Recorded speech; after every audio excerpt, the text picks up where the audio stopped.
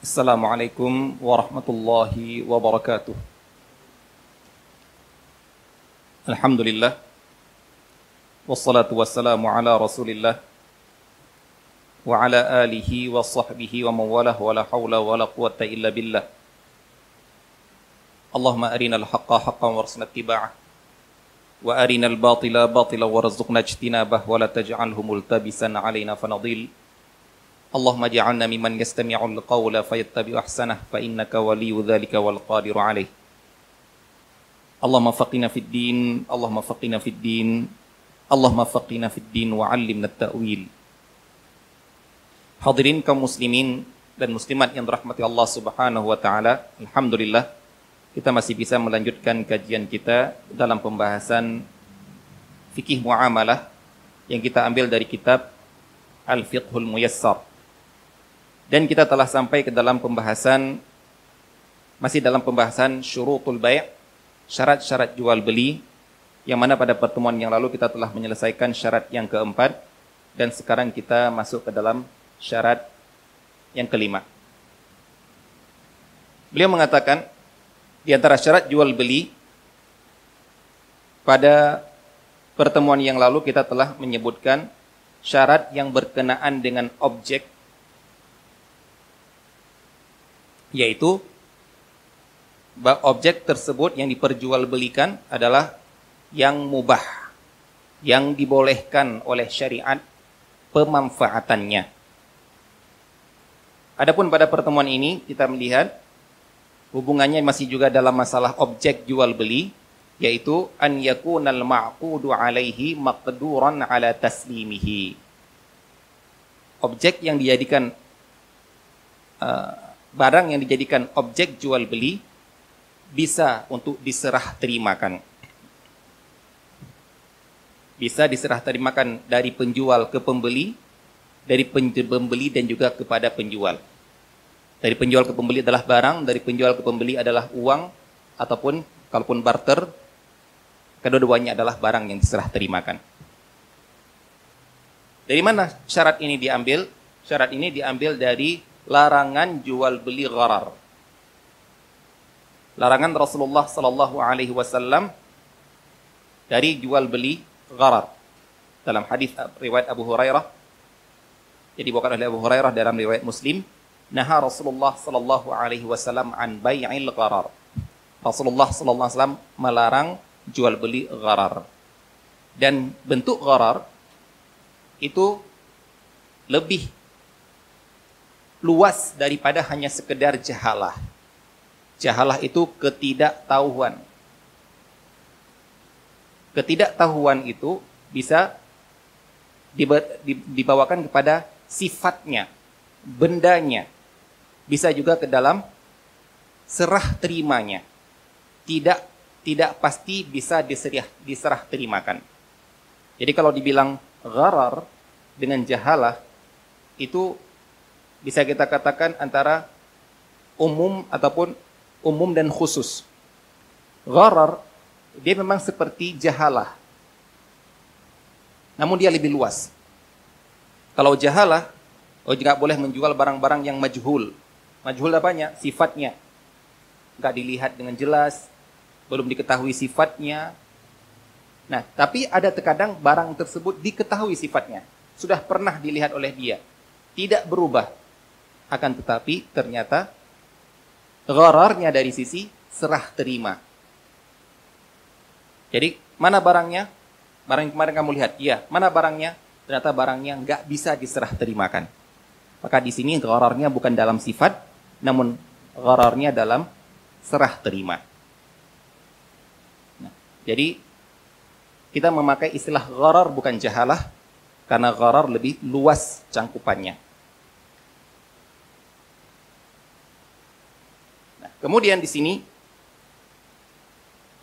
disebutkan contohnya, ya ini yang sering disebutkan contohnya oleh para ulama dalam kitab mereka, yaitu tidak boleh menjual ikan di air, tidak boleh menjual burung yang terbang, tidak boleh menjual budak dia yang kabur, tidak boleh menjual onta dia yang lari, yang kabur. Tidak boleh menjual barang dia yang dicuri orang. Yang intinya semuanya ini adalah, kalau dikumpulkan, ternyata intinya adalah karena tidak bisa diserah terimakan. Baik, contohnya, mancing mania ya. Mancing, dapat ikan, wah dikatakan, kemudian lepas. Saya jual ikan yang saya dapat tadi. Mana? Saya cari sendiri di laut sini ataupun di danau sini. Maka jual beli seperti ini tidak sah. Kemudian mungkin kita pertanyakan, emang ada orang jual beli seperti itu, Ustaz? Ya mungkin ada. Kita membicarakan sebuah kaedah dalam sebuah contoh dalam penerapan kaedah. Saya jual burung lovebird saya yang kabur. Tahu kan lovebird saya itu yang bagus sekali, yang pernah juara itu, tahu ya? Sudah kabur. Terbang. Mana? Nggak tahu. Punya saya jual itu. Mana? Berapa? 20 juta. Yuk cari sendiri ya. Nah, maka itu tidak sah. Karena tidak bisa diserah terimakan. Begitu juga budak yang kabur, onta yang kabur, ataupun barang yang dicuri. Nah, di sini itu pada asalnya tidak boleh dijual. Namun para ulama kemudian memberikan pengecualian kecuali bagi orang yang mampu mendapatkannya. Jadi, masalah kabur tadi semuanya itu ada yang ruang lingkupnya masih mampu untuk didapatkan. Kamu tahu budak saya? Kenal. Pernah tahu kan? Pernah. Nah, dia kabur sekarang. Terus, mau beli nggak? Saya tahu kamu ini banyak channel kemana-mana, banyak klub di mana-mana, sehingga bisa nyari kemana-mana, tinggal hubungi saya, bisa cari, kamu bisa dapat itu. Baik, saya jual, saya beli. Berapa? Sekian lah. Oh, jangan mahal-mahal, kan sudah kabur dia. Nah, kemudian baik, sepakati, sudah. Jadi kalau saya dapat, langsung untuk saya. Karena saya sudah beli. Begitu juga onta yang kabur. Begitu juga barang yang dicuri. Kita jual kepada polisi misalnya, karena dia mampu untuk mencarinya. Kita jual ke kepala preman. Biasa itu ya. Barang yang dicuri itu kepala preman pasti tahu gitu. Mungkin karena dapat jatah, wallahu alam. Kita jual ke dia. Bahkan disebutkan contoh oleh para ulama, yaitu kita jual ke pencurinya. Jadi pencuri tahu siapa yang mencuri barang kita. Kalau tadi kan kalau yang kita nggak tahu, pokoknya barang saya dicuri, motor saya dicuri. Kalau kamu bisa dapat, ambil saja. Tapi saya jual ke kamu. Jadi kalau kamu dapat, saya akan ambil saja. Nah sekarang bukan, kita tahu siapa pencurinya. Kita mau ngambil, kita bilang saja, sudahlah, kamu bayar sekian lah. Yang kamu ambil itu silakan ambil. Saya jual ke kamu bayar sekian. Di sini ada perinciannya. Kalau memang terjadinya akad jual beli ini atas ridho dari si pemilik, maka tidak mengapa. Tapi kalau jual beli ini terjadi gara-gara paksaan dari si pencuri. Pak mencuri barang saya. Terus mau kemana? Setelah saya minta kembalikan Pak. Enggak. Saya tetap bikin barang ini dan saya mau beli dari kamu. Ini saya bayar, berarti barang ini untuk saya. Terus dia pikir, daripada nggak dapat, akhirnya yang mending dapat uangnya lah daripada barang yang nggak dapat. Tapi dia membeli itu gara-gara sebuah paksaan. Nah, kalau paksaan berarti tidak ridho. Jadi tidak terpenuhi syarat yang pertama tadi. Walaupun ini bisa dibawakan kepada serah terima bisa, jangan ke serah terima, dia memang sudah pegang barangnya kok. Tapi di sini yang tidak terpenuhi adalah syarat ridho yang telah kita sampaikan pada pertemuan yang lalu. Ridho itu lawannya adalah dipaksa, bukan terpaksa. Baik.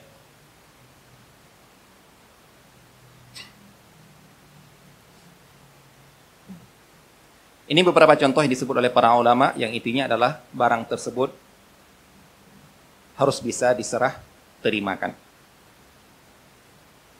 Syarat yang keenam,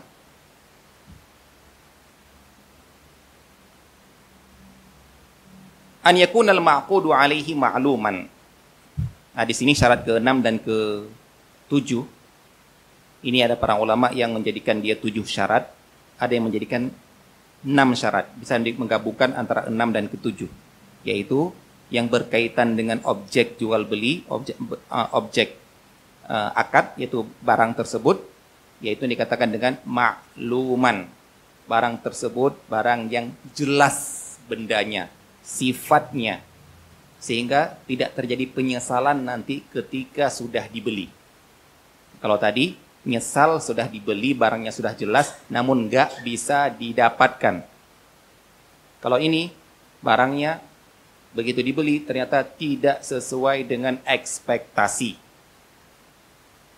Nah, ini juga larangan jual beli di sini juga adalah larangan jual beli gharar.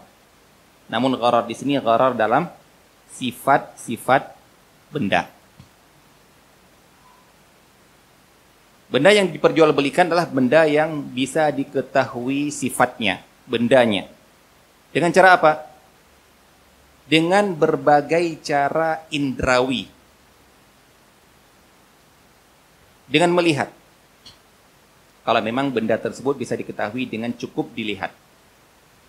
Dengan bukan hanya sekedar dilihat, kemudian diraba. Karena ada benda yang harus diketahui dengan cara diraba. Tidak cukup dilihat. Seperti perlu diketahui halus tidaknya. Halus atau kasar. Andai benda yang bukan hanya cukup dilihat, tapi harus pakai indera lain, yaitu penciuman. Sesuatu yang kita beli yang perlu ada, yang kita butuhkan aromanya. Jadi kita lihat parfumnya sudah jelas, bendanya bagaimana, warnanya bagaimana, kemudian perlu dicium. Kemudian ada juga yang bentuk indera lain, yaitu pendengaran. Menjual sesuatu yang butuh disetel dulu. Ternyata suaranya seperti ini. Maka yang seperti ini, inilah yang dikatakan harus ada kejelasan. Kenapa harus ada kejelasan? Agar tidak ada penyesalan dari yang membeli. Syarat yang ketujuh, sama juga seperti ini, yaitu dari pembelinya yang harus jelas. Yaitu seperti uang. Berapa jumlahnya? Kalau zaman dulu, dinarnya pakai dinar yang masih utuh atau dinar yang sudah pecah-pecah, retak-retak. Itu juga dibahas oleh para ulama zaman dahulu. Kalau zaman sekarang nggak ada bedanya uang baru dengan uang lecek, karena uang kita itu nilainya bukan nilai intrinsik tapi nilai nominal. Mau yang lecek, mau yang baru, tidak ada bedanya. Zaman dulu dalam masalah dinar itu ada perbedaannya. Nah, jadi di sini semuanya digabungkan dengan benda tersebut, benda yang jelas. Nah, dalam benda yang jelas ini ada beberapa jual beli yang memang langsung ada larangan dari dalam hadis, yaitu yang pertama, larangan menjual janin yang masih di dalam perut binatang.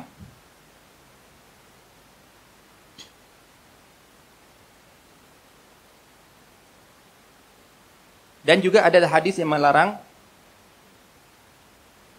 anaknya janin. Kok bisa seperti itu?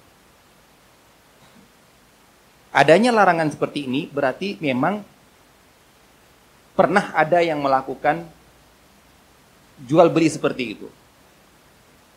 Baik, menjual janin. Apa itu? Kalau terbayangkan nggak orang membeli janin yang belum lahir sudah di booking? Beda ya dengan booking ya. Booking dengan membeli beda. Ini yang harus kita ketahui kriterianya antara hanya sekedar memesan dengan sebuah akad. Nanti kalau nanti lahir saya duluan ya, itu namanya booking. Berarti kalau lahir nanti dilihat, oh ternyata sifatnya seperti, barulah terjadi akad dengan sifat benda itu. Itu namanya booking yang tadi. Booking saya yang pertama yang akan melakukan akad. Nanti kalau nggak jadi dengan saya, baru kamu tawarkan ke orang lain. Nah, yang ini tidak. Dia sudah menjual janin itu. Nah, pertanyaannya, ada nggak orang jual seperti ini? Apa kira-kira?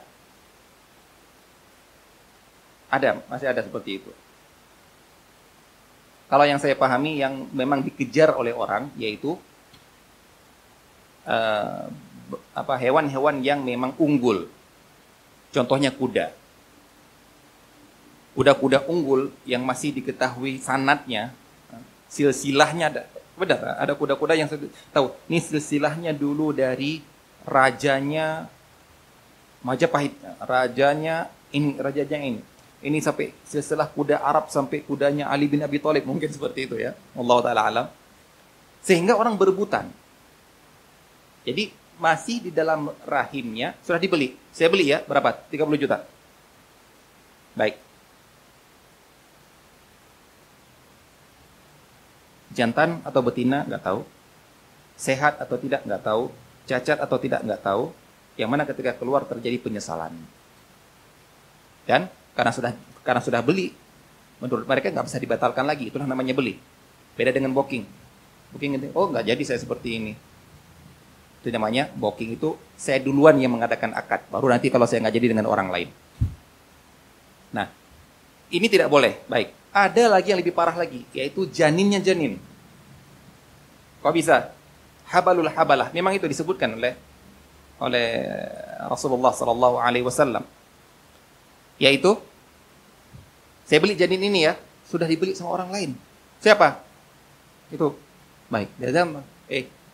Yang kamu beli janinnya itu, nanti kalau dia melahirkan, janinnya saya beli. Saking dikejarnya anak keturunan hewan ini. Berarti apa ini sini? Memang lebih tidak jelas lagi. Baik. Contoh lain, yaitu yang dinamakan dengan asabul fahal. Asabul fahal itu upah membeli, namanya upah berarti membeli jasa. Membeli sebuah karya, pekerjaan. Yaitu meminta upah dari perkawinan hewan jantan yang dia punya. Tahu ya? Nah, saya punya sapi jantan, saya punya kuda jantan yang unggul, saya punya kambing etawa yang unggul, yang sudah pernah menang kontes. Baik. Nah, berarti kan ini bagus ini, keturunannya baik-baik bagus ini. Nah, kemudian diminta, istilah pinjem untuk dikawinkan dengan betina yang dia punya. Baik, tapi nggak mau yang dikasih yang punya. Oh, nggak mau saya. Saya sekali dia kawin, saya minta 200.000. Di sini jelas-jelas ada larangannya. Larangan di sini dibawakan kepada alasannya adalah jahalah, tidak diketahui. Apanya yang tidak diketahui? Kadar maninya. Apa yang tidak ketahui? Berhasil tidak atau tidaknya. Kemudian dia sedang mengambil upah dari perbuatan nafsu hewan ini. Dia hanya sekedar melampiaskan nafsunya kepada kambing betina itu, hewan betina itu, kok dia ambil upah. Nah, di sini ada ghararnya. Bisa jadi dia memang tidak keluar apa-apa, bisa jadi gini, bisa jadi itu. Nah, ini jelas-jelas ada larangannya, yaitu dinamakan dengan asabul fahal. Adanya larangan untuk memperjualbelikan asabul fahal. kawin yang dilakukan oleh hewan jantan, kemudian diambil upah oleh dimintain upah oleh pemilik hewan tersebut. Baik. Ini yang ada dalilnya adalah tentang hewan ke hewan. Baik. Terus bagaimana sekarang dengan kawin suntik, Ustaz? Yang lakukan manusia. Berapa sekali kawin suntik? 50.000 ya. Di luar harga spermanya. Allah alam, saya tahu apa 50.000 ataupun 80.000. Baik. Nah, ini sekarang kita katakan dalilnya asabul fahal. Hewan jantannya. Sekarang dengan teknologi modern, seorang bisa mengeluarkan sperma, kemudian dia bisa ada sebuah jasa dokter hewan untuk inseminasi buatan. Nah, bagaimana hukumnya ini? Allah taala alam. Menurut hemat saya, di sini ada dua akad. Yang pertama akad membeli sperma. Berarti membeli sperma, syarat benda tersebut bermanfaat, sudah. Syarat benda tersebut bisa diserah terimakan, bisa diserah terimakan. Syarat benda tersebut bisa diketahui, bisa diketahui. Jumlah mililiternya sudah jelas, sekian, maka harganya sekian. Baik, untuk hal ini, untuk jual beli ini nggak apa-apa. Bagaimana dengan jasa dokter hewan ini atau pelaku inseminasi buatan ini? Maka wallahu taala alam, saya memandang ini juga boleh. Gara-gara ini bukan sekedar pelampiasan syahwat birahi dari hewan ke hewan. Namun ini merupakan suatu keahlian khusus yang dimiliki oleh seseorang untuk melakukan inseminasi buatan. Pernah melakukan inseminasi buatan? Bukan hanya sapi ya, sampai sekarang juga unggas, enggak? Kalau manusia itu sudah lain itu. Bayi tabung ya. Unggas, sehingga adanya unggas yang dinamakan itok. Pernah tahu? Tahu ya? Itok itu itik mentok. Jadi blasteran antara bebek dengan mentok. Nah, karena kalau mentok dengan bebek itu ya sulit untuk kawin. Akhirnya diambil sperma dari mentok dan dikawinkan ke bebek, sehingga lahirlah spesies bukan spesies itu jenis baru, yaitu namanya itok. Silakan lihat di internet itu katanya bagus. Ada yang usahanya itok, dia memang dibilang bukan warung bebek goreng, tapi itok memang dia jual. Ataupun ya ayam-ayam yang kita makan itu ya, seperti ayam super, itu jangan tertipu ya dengan ayam Jawa super atau ayam kampung super. Anda pernah kira Masya Allah ini jenis unggul, ternyata bukan. Super itu sudah persilangan. Waduh, Anda yang bilang seperti ini adalah orang yang memang mempraktekkannya langsung. Ustaz, dia kalau dia benar-benar ayam kampung dengan ayam kampung. Dia enggak. Ustaz, yang antum dengar, yang antum tahu super itu bukan super arti hebat, tapi sudah persilangan. Sudah generasi keberapa. Nah, dari mana tuh dapat itu semua? Dari inseminasi buatan. Dan untuk petugas inseminasi buatan ini memang digaji untuk itu. Kita punya teman, dia itu memang peternak, bukan peternak ya, dia penjual bibit ayam kampung. Itu seluruh Indonesia kirim-kirimnya dia. Sehingga dia punya ayam jantan banyak sekali, Itu harganya sampai kalau jumlah seluruhnya kalau di total bisa miliaran. Tapi pernah ya namanya ayam ya, kena penyakit tetelo itu ya sudah, kalau habis semuanya ya. Itu namanya musibah gitu. Dia cerita, Ustaz saya punya pegawai, dia itu ketika awal-awal saya pekerjakan dia Ustaz, untuk mengeluarkan sperma ayam jantan saja, itu dia satu hari mungkin cuma dapat berapa mililiter. Padahal sudah dilatih, ini caranya, ini diulus di sini, ini cara penampungnya, sudah dilatih. Baik, dia tahu. Coba sampai dia, aduh Pak, kayaknya saya nggak mampu Pak. Sudah, tetap latihan terus. Jadi ngaku dia, kok nggak keluar gitu kan? Lama-kelamaan ya namanya sudah terbiasa melakukan, sudah profesional ya. Kemudian dia bilang sama bosnya, Pak, sekarang Pak,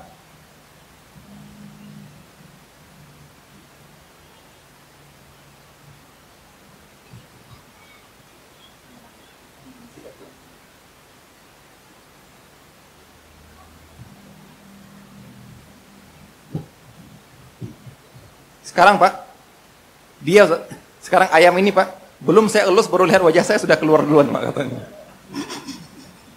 Ya, saking profesionalnya dibilang gitu. Jadi dia digaji memang untuk itu tiap hari. Ayam ini tiap hari diambil spermanya untuk dikawinkan ke ayam-ayam ini, kemudian 2 hari lagi ke ayam-ayam yang lain, telurnya kemudian ditetaskan, kemudian ayamnya menjadi ayam unggulan katanya. Jadi dia digaji dengan apa? Digaji pekerjaan dia apa? Ngawinin ayam. Nah, apakah itu boleh? Allah Ta'ala memandang itu boleh karena kita bukan upah birahi seekor hewan kepada hewan yang lainnya, itu adalah sifat hewaninya, namun kita mengupah sebuah keahlian orang. Baik, kemudian yang disebutkan juga dalam di antara larangannya,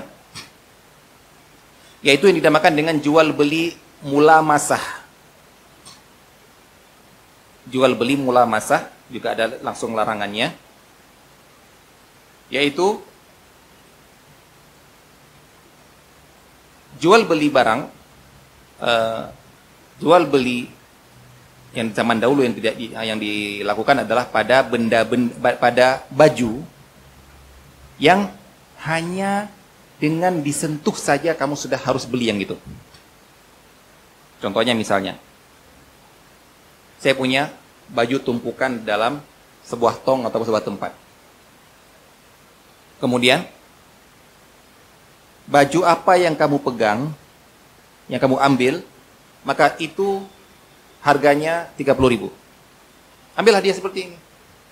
Nah, berarti 30.000. Waktu dibuka, warnanya sudah yang warnanya tidak tepat, ukurannya tidak benar,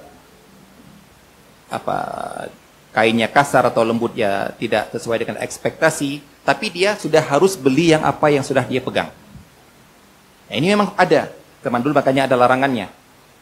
Atau membeli kain yang tergulung, hanya dipegang atasnya saja, namun dia tidak tahu berapa panjangnya, berapa lebarnya, bagaimana di dalamnya, apakah ada cacat atau tidak. Yang kemudian kalau kamu sudah beli, kamu tidak boleh untuk mengembalikannya lagi. Maka yang seperti ini jual beli termasuk jual beli yang gharar dalam sifat, karena dia membeli sesuatu yang tidak jelas. Ada juga yang dinamakan dengan munabadzah. Munabadzah itu adalah lemparan. Arti munabadzah itu lemparan. Saya punya baju banyak di sini, kamu juga punya baju banyak di sana. Kamu punya sesuatu yang banyak di sana. Mau barter? Mau. Ayo. Yang mana? Apapun yang saya lempar kepada kamu, maka itu seharga sekian. Ayo, 30.000. Itu di zaman dahulu. Maka jadi larang seperti ini. Baik, di zaman sekarang masih ada atau tidak? Ya banyak di pasar malam. Ya, banyak di pasar malam, yaitu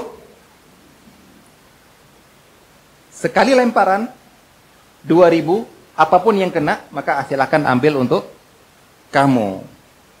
Kena di sana, kena di sana, kena di sana, atau tidak kena, maka kamu tidak boleh kembalikan uang lagi ya.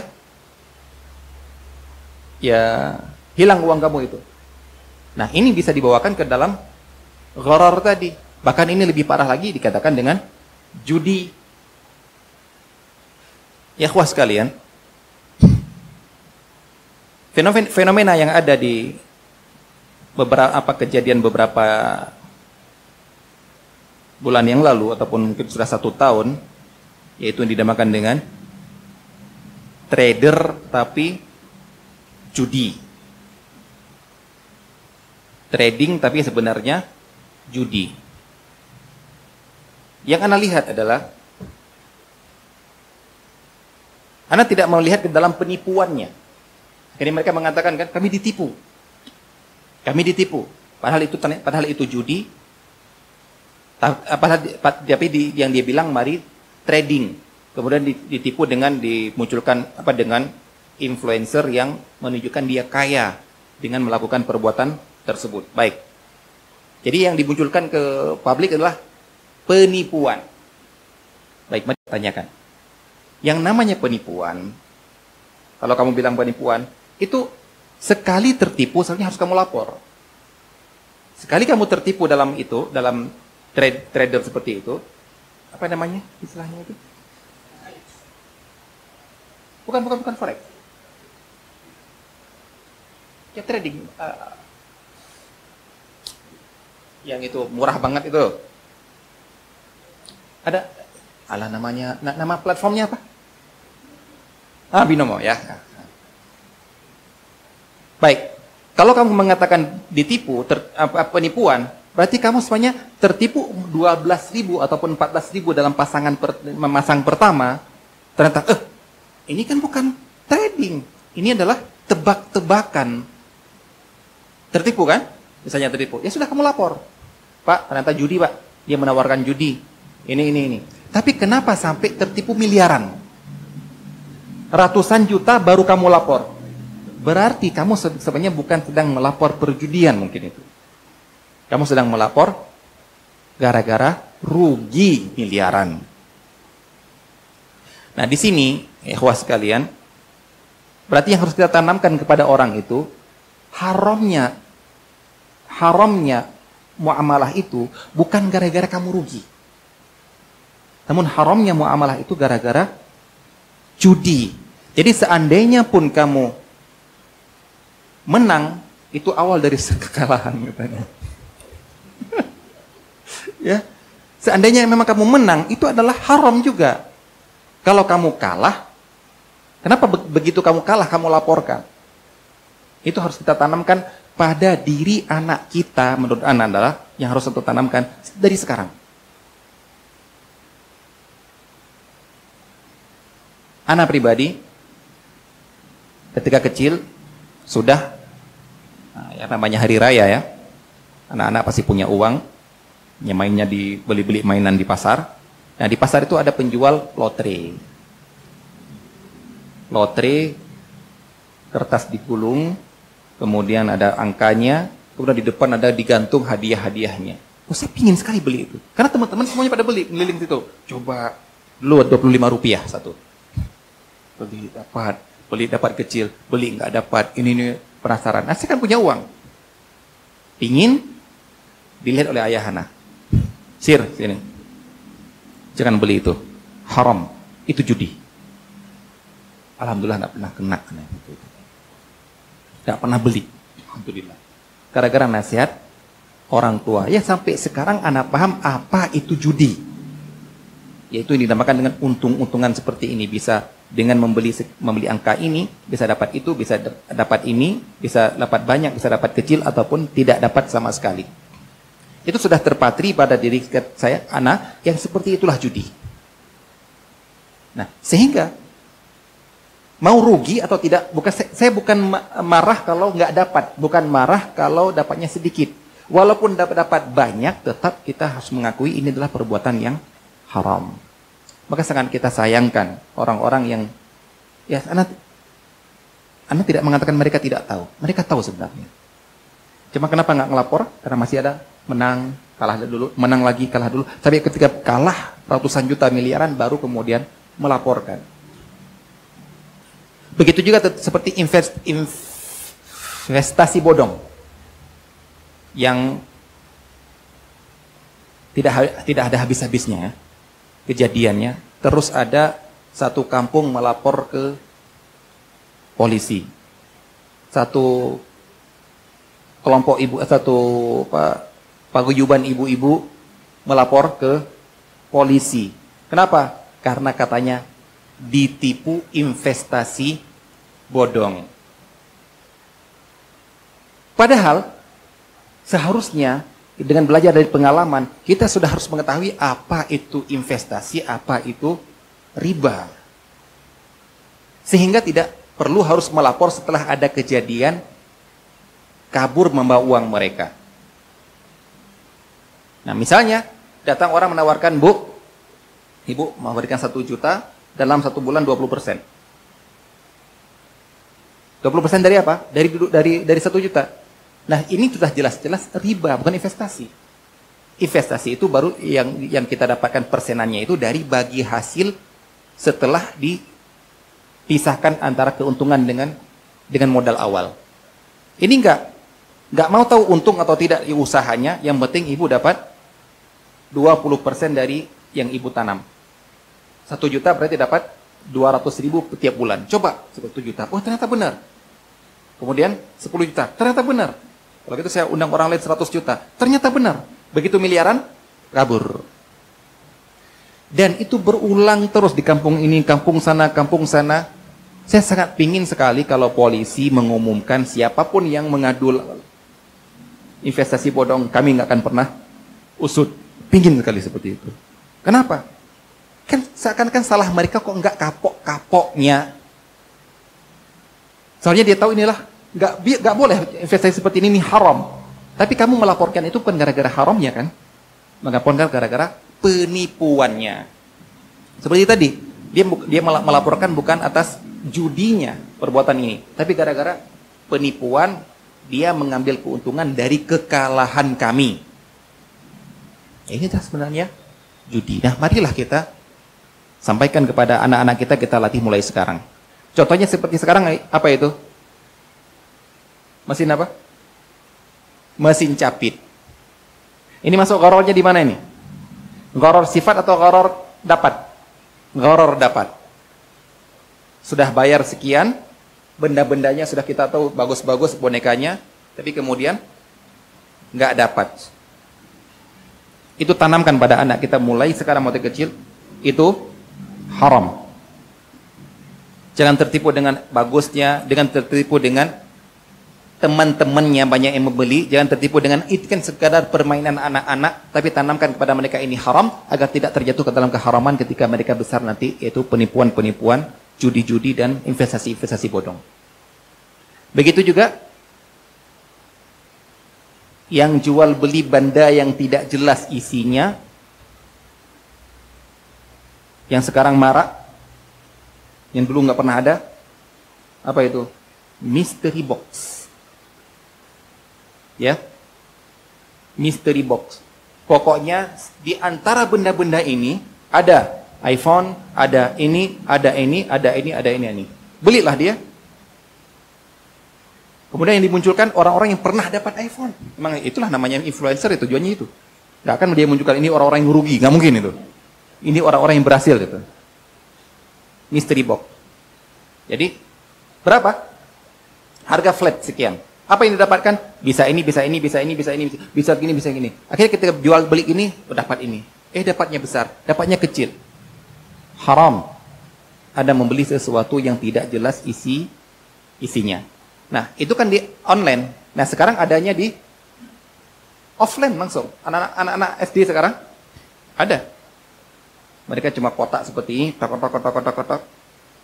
Berapa? 2.000 dapat jam tangan. 2.000 cuma dapat cincin kecil. 2.000 dapat apa? Tok nggak jelas. Yang tanamkan pada anak kita sejak sekarang itu haram. Di sekolah anak-anak, ketika anak-anak minta jajan lagi beli seperti itu, memang ada mainan-mainan lain. Ada mystery box. Begitu lagi ketok-ketok ini bilang, Mbak, nggak boleh beli itu, haram. Pedagangnya langsung ngambil gini, langsung. Sudah, haram seperti itu sudah. Itu namanya jual beli gharar. Jual beli mulamasah. Cuma kita jangan terfokus pada jenisnya, modelnya. Tapi fokuslah pada intinya. Intinya kenapa dilarang mulamasah tadi, munabadah tadi, ketidakjelasan. Nah sekarang silahkan Anda bungkus dengan apapun model sekarang. Mau dinamakan mystery box, mau ditemukan dengan apalah gitu ya, kotak rahasia, mau dinamakan dengan apa, itu tetap namanya mulamasah zaman dulu. Jadi kamu mengemas sesuatu di zaman jahiliyah yang dilarang dalam model seperti ini, kamu kemas dalam model lain yang nampak seperti inilah hal yang modern. Maka kita katakan itu tetap haram. Ini yang kita tanamkan kepada anak kita. Kalau beli sesuatu yang sudah jelas. Bendanya apa, bagaimana sifatnya, harganya seperti ini. Namun masih beli, bisa ini, bisa itu adalah yang haram. Baik, contoh yang berikutnya yang disebutkan juga oleh para ulama, yaitu bay'ul hasah. Jual beli, kalau kita artikan secara literal, yaitu jual beli kerikil. Bukan, tapi jual beli metode pakai kerikil. Apa itu? Di antara contohnya adalah yang seperti tadi, kita contohkan di pasar malam itu, lempar ini, apapun yang dapat, itu adalah harganya sekian. Bisa dapat yang ini, bisa dapat yang itu, bisa jatuh ke sini, bisa dapat itu, yang sesuatu yang tidak jelas. Ataupun, zaman dahulu juga, beli tanah. Saya jual tanah ini seharga sekian ratus juta. Berapa jaraknya? Jaraknya? Ya, coba kamu ambil batu, kamu lempar. Sejauh lemparan kamu itu, segitulah kamu dapat tanahnya. Ya, kok ada orang jual beli seperti itu? Ya, adanya larangan ini gara-gara ada seperti itu. Dan itu ada pada zaman dahulu, mungkin zaman sekarang tidak dilakukan pada tanah. Namun ini tetap kita bawa kepada larangan jual beli sesuatu yang tidak jelas ataupun tidak diketahui dengan jelas objeknya.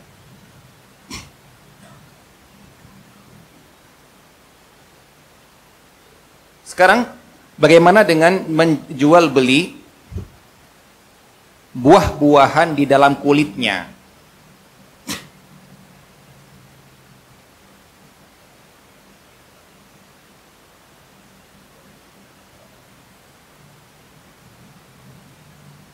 Jual beli buah-buahan di dalam kulitnya. Apakah itu dibolehkan, Ustadz? Kan itu juga tidak jelas. Karena saya tidak membeli kulit, tapi saya membeli isi. Kulitnya bagus, isinya belum tentu bagus. Telur. Saya beli telur. Yang saya beli kan isi telur. Bukan cangkang telur. Berarti saya membeli sesuatu yang tidak jelas juga, Ustaz. Jawabannya adalah, ataupun beli durian. Beli zaman dulu dicontohkan para ulama bukan durian, mungkin zaman lama belum ada durian di sana, nggak ada durian ya. Mereka contohkan rumman. Rumman itu buah delima. Yang dibelikan bukan kulitnya, tapi isinya. Pernah makan delima ya? Pernah. Sebesar apa? Ayah Hana beli sebesar ini di Mekah, bawa pulang, bijinya ditanam, jadinya segini. Beda tempatnya. Beda tempat emang. Ya, Ayah Hana memang seperti itu, suka dapat buah-buah itu, kemudian diambil bijinya untuk ditanam di rumahnya. Nah, bagaimana? Jawabannya, bedakan antara ini dengan yang tadi, yang semuanya tidak jelas tadi. Yang tidak jelas itu memang benar-benar tidak jelas. Yang ini sesuatu yang tidak jelas gara-gara untuk mendapatkan kejelasannya butuh untuk merusak sebuah benda. Antum untuk mengetahui bagusnya isi telur harus dengan cara pecahkan. Ada nggak beli telur, orang membeli telur pecah? Nggak ada. Antum mau membeli buah-buahan, berarti ya agar buah-buahan itu tetap utuh, ya tetap harus ada kulitnya. Ya. Nah, jadi ini sesuatu yang kalau kita minta untuk dilihat isinya, kita harus memecahkannya dulu ataupun menghancurkannya dulu. Maka yang seperti ini dikatakan oleh para ulama diberikan tolerir, yaitu karena dibolehkan yang seperti ini menjual semangka, durian yang kita tidak tahu isinya, telur. Tapi mereka mengatakan ini karena seperti inilah adat sudah berjalan. Menurut adat ini wajar, jual beli seperti ini wajar. Ini bukan sesuatu yang tidak jelas. Memang seperti ini jual belinya. Kita bisa mengetahui isi di dalamnya dengan melihat luarnya. Zaman dulu dibahas oleh para ulama seperti jauzil hindi, kelapa. Antum membeli kelapa, yang dibeli adalah isinya. Namun nggak ada orang jual, ya mungkin sekarang ada karena setelah dipecah di depan antum. Tapi menjual seperti itu dipajang itu jarang ada. Pasti yang dijual adalah sesuatu yang masih ada cangkangnya ataupun kulitnya. Nah, bolehkah menjual seperti itu? Jawabannya boleh. Tapi tetap dengan konsekuensi, kalau ada kebusukan, kerusakan di dalamnya, Anda berhak untuk minta ganti. Namun dalam menjual awalnya boleh. Kalau yang tadi jual awalnya sudah nggak boleh. Karena metode seperti itu metode yang tidak boleh. Nah, kalau ini jualnya boleh, tapi Anda berhak untuk minta ganti kalau ada kerusakan di dalamnya. Karena itulah tujuan orang membelinya.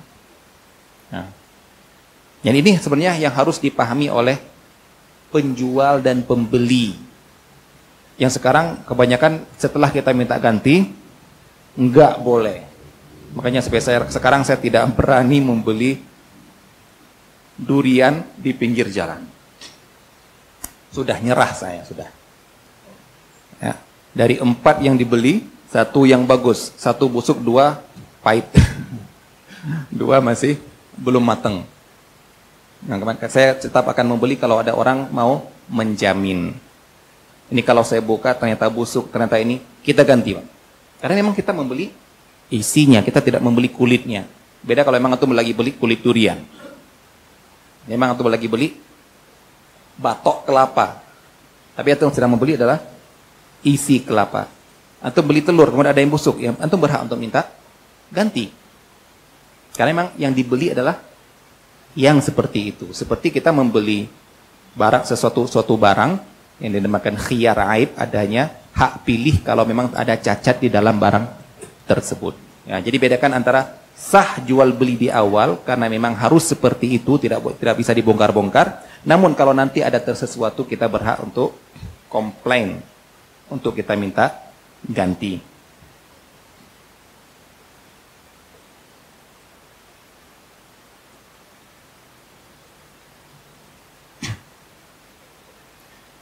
Bagaimana dengan jual beli, masuk ke dalam ketidakjelasan ini, bagaimana dengan jual beli dengan contoh? Jual beli dengan contoh. Ini barang elektroniknya. Silakan dicoba-coba, diputar-putar, gini, suaranya, gini. Mana? Yang saya jual yang dalam ini. Masih di dalam kardus ini. Ini yang sudah saya lihat, itu belum saya lihat. Baik, bolehkah jual seperti ini? Boleh. Ini dinamakan dengan jual beli contoh, sesuatu benda yang memang kriterianya jelas, contoh dengan ini satu produksi yang sama. Apalagi zaman sekarang ya, kita kesamaan produksi yang massal itu bisa dipastikan. Beda-beda dengan zaman dulu yang masih homemade, ya bisa jadi beda. Ini lebih tebal, ini lebih lebar daripada yang itu. Kalau sekarang yang namanya satu produk, satu laptop, yang satu semuanya. Baik. Berarti kalau saya membeli yang seperti ini sifatnya, tapi yang masih bagus seperti itu. Berarti kalau sudah saya bawa pulang nanti, ternyata tidak sama persis dengan ini, saya berhak untuk mengembalikan. Karena saya bukan membeli sesuatu yang tersembunyi, saya membeli dengan sifat yang seperti Anda tunjukkan. Jadi di sini mengetahuinya bukan mengetahui benda dengan cara melihat, dengan cara memegang, dengan cara mencium, dengan cara mendengar, tapi dengan cara sifat. Saya tahu udah bentuknya seperti ini, ada putarannya di sini. Begitu saya buka, kok beda? Saya berhak komplain. Komplain apa dengan cara? Mengembalikan. Nah, di sini juga dibolehkan. Karena dinamakan dengan bay'ul unmudzah, jual beli dengan memperlihatkan contoh. Baik, kita cukupkan di sini. Jadi intinya pada pertemuan ini adalah berbicara dengan gharar dalam sifat, gharar dalam spesifikasi, dan juga gharar dalam serah terima. Nah, dari ke-6 ataupun ke-7 syarat ini, semuanya ternyata intinya adalah ridho. Makanya dalam Al-Quran dibolehkan jual beli, dibolehkan makan harta orang lain, illa antakuna tijaratan an taradhim minkum.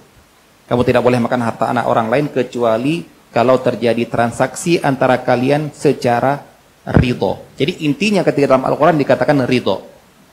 Begitu juga dalam hadis Rasulullah SAW, innamal bay'u an taradhin. Sesungguhnya jual beli itu sah kalau ada ridho antara penjual dan pembeli. Terus kalau ridho, kenapa sampai syaratnya 6 ini? Ini kalau kita lihat semuanya kembali ke dalam ridho. Apa contohnya? Kalau kita membeli barang ternyata nggak bisa kita pakai, berarti sebenarnya kita nggak ridho. Kalau saya tahu seperti ini, saya nggak akan beli. Benar dia beli, tapi ujung-ujungnya nyesal. Berarti sebenarnya dia nggak ridho. Nah, Islam ataupun syariat datang untuk mencegah dari awal. Jangan sampai terjadi penyesalan di belakangnya. Bendanya seperti ini. Begitu saya buka ternyata tidak seperti itu. Saya pinginnya warna ini, saya pinginnya kriteria seperti ini. Ternyata ketika saya beli ternyata seperti beda. Berarti intinya apa? Nanti ternyata nggak ridho. Seperti yang sudah kita sebutkan. Membeli barang yang dilarang oleh syariat Islam. Walaupun saya bisa melakukannya, walaupun saya ridho, ternyata saya tidak melakukan sesuatu yang diridhoi oleh Allah Subhanahu wa taala. Penyelesaiannya di akhirat nanti. Maka dari awal dilarang. Membeli barang dari orang yang tidak boleh untuk menjualnya. Orang gila, anak kecil, yang mana setelah saya beli ternyata nanti dia gak ridho. Dia sekarang oke, anak kecil, orang gila, belum bisa diterima ridhonya dia. Seandainya dia nggak gila dan dia dewasa, dia pasti nggak akan jual seperti itu. Jadi intinya seluruh syarat-syarat ini kembali kepada ridho.